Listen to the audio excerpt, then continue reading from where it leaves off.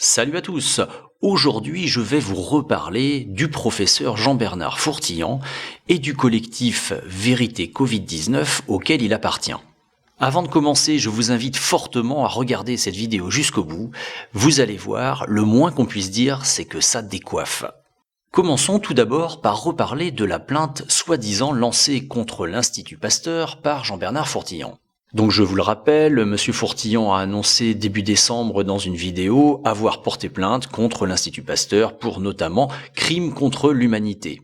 Et dans cette vidéo, on peut voir le communiqué de cette plainte et non pas la copie de la plainte, ça c'est important, rédigé par la SCP Jean-Pierre Joseph et Marie Mandroyan, avocats à Grenoble.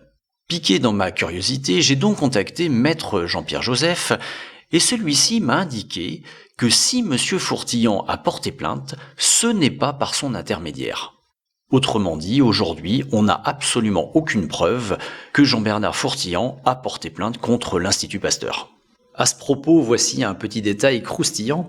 Monsieur Chaumont, qui est le porte-parole de ce collectif et qui a affirmé lui aussi que M. Fourtillan avait porté plainte contre l'Institut Pasteur, m'a avoué au téléphone le 18 décembre 2020, sans savoir que c'était la chaîne qui pique, que lui-même n'avait pas les preuves que M. Fourtillan avait porté plainte. C'est quand même énorme. Mais continuons nos investigations.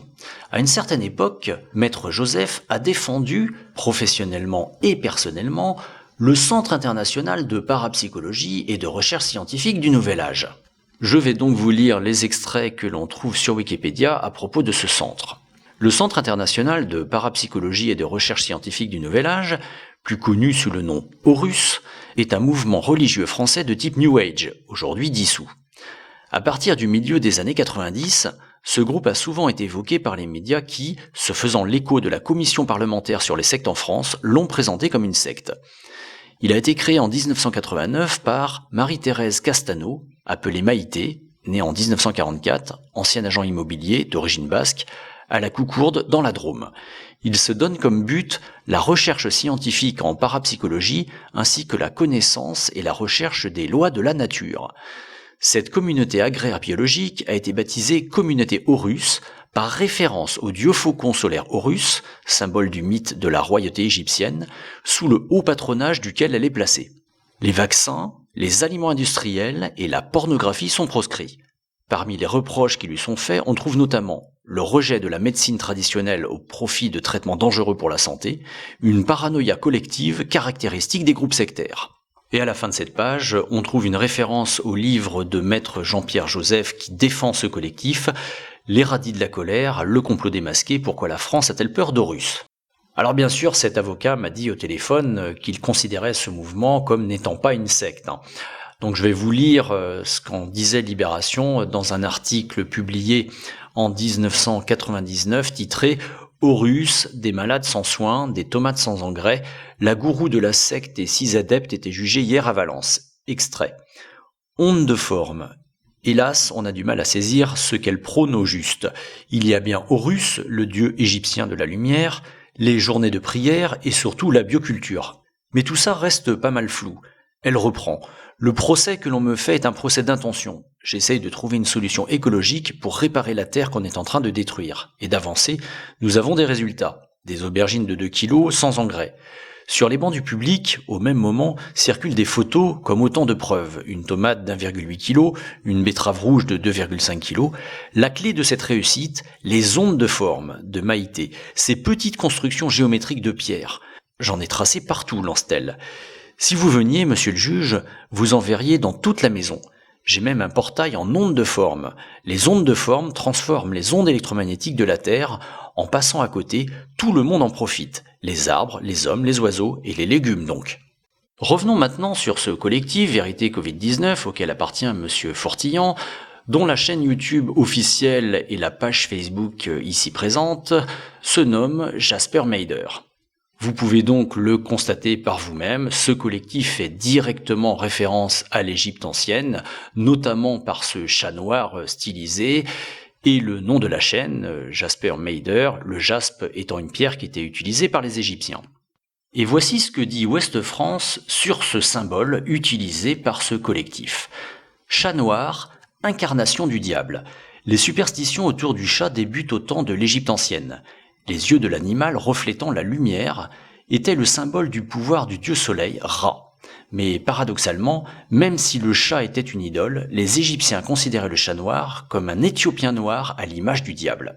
Donc là, vous en conviendrez, ça commence à faire un petit peu beaucoup. D'un côté, un collectif qui fait référence au diable, à l'Égypte ancienne et au dieu soleil, et d'un autre, un avocat de ce collectif, en tout cas de Monsieur Fourtillan, qui à une certaine époque a défendu professionnellement et personnellement une secte nommée Horus, faisant aussi référence au dieu soleil et à l'Égypte ancienne. Notez bien au passage que cette secte était anti-vaccin à l'image du collectif Vérité Covid-19. Voilà, en ce qui concerne donc Jean-Pierre Joseph, je vous laisse creuser le dossier sur internet, vous verrez, il y a plein de choses qui traînent, qui sont très intéressantes, notamment sur le fait qu'il a défendu un certain Christian Cotten, Cotten qui est connu quand même pour fricoter de près ou de loin avec des sectes. Je vais maintenant vous parler d'un certain Christian Chaleur, un autre membre de ce collectif Vérité Covid-19, par l'intermédiaire de cet article de l'Express titré « Révélation sur un carnage ». Dans l'extrait que je vais vous lire, l'Express nous parle du docteur Luc Jouret, cofondateur de la secte OTS, Ordre du Temple Solaire, qui, comme vous savez, a été responsable du suicide collectif de nombreux de ses membres. Genève 1984. Le docteur Luc Jouret, jeune homéopathe en vogue, qui parle déjà plus du mal de vivre que du mal de dos, donne une conférence sur la place de l'homme dans la société. Au bout de quelques minutes, ses traits se crispent, sa voix se durcit, son discours s'emballe. À ses côtés, Christian Chaleur, l'un des organisateurs de la réunion, lui suggère une pause pour calmer ses nerfs. Luc Jouret bondit « Je ne me détendrai que lorsque tous les hommes auront changé ». Voilà, vu le contexte, il m'a semblé intéressant de rappeler que Monsieur Chaleur a été en contact avec ce gourou de cette secte apocalyptique et suicidaire. Toujours à propos du docteur Christian Chaleur, pour conclure en beauté, je vais vous repasser ces extraits où on voit ce monsieur nous parler de la mort. C'est tout à fait intéressant. Parce que simplement, la mort correspond à des personnages en nous que nous ne laissons pas vivre. Et c'est pour ça que la vie n'est pas simple, parce qu'il faut arriver à ce qu'on crée l'harmonie entre tous ces personnages. Si vous ne donnez que de la place à quelques-uns et les autres sont étouffés, ce sont les personnages étouffés dans la cave qui vous rendent malade et qui, s'il y en a trop qui ne peuvent pas vivre, ils choisissent la mort. C'est pour ça que toute mort est un suicide, en réalité. Comme ils s'ennuient parce qu'ils ne peuvent pas accomplir leur mission, eh ben, ils décident de saboter. Donc, ils décident de supprimer la vie. Donc, on peut dire que toute maladie est une forme de suicide et toute mort aussi. Le but, c'est que si on est conscient et qu'on laisse vivre nos personnages, on n'a plus besoin de mourir. Alors moi, et d'ailleurs, quand on remonte dans le temps, c'est qu'il y a des époques, les gens vivaient très très longtemps, c'est même dans la Bible. Mathusalem, 900 ans, en fait, ils n'ont pas imaginé ça. Les gens vivaient très longtemps parce qu'il n'y avait pas encore cette notion de mal vivre. Ajoutez à ça les déclarations que pour ma part je considère comme des délires mystico-religieux de Jean-Bernard Fourtillan sur une page web du fonds qu'il a créé, le fonds Josepha. Et on est en droit de se poser la question si ce collectif Vérité Covid-19 n'est tout simplement pas la continuité non officielle de la secte Horus qui a été dissoute dans les années 90.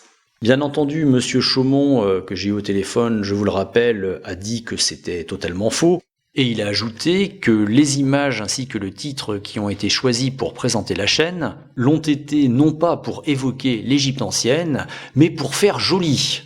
Donc pour lui, il s'agit juste d'une simple coïncidence. Eh bien écoutez, je vous propose de croire ce monsieur sur parole. Pour finir, n'oubliez pas de liker, commenter, partager cette vidéo, de vous abonner à ma chaîne, de me soutenir financièrement sur mon compte Tipeee ou sur mon compte Paypal. Je vous ai mis les liens dans la description. Et sur ce, je vous souhaite une bonne journée.